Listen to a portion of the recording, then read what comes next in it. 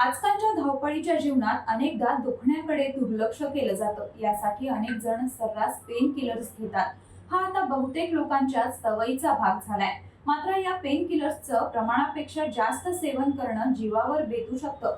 Pen किलर्सचा परिणाम हा लवकर जाणवतो, त्यामुळे दुखण्यावर काही मिनिटातच आराम देखील मिळतो। डॉक्टरांच्या सल्ल्याशिवाय पेन किलर्स घेण्याचे अनेक दुष्परिणाम आहेत।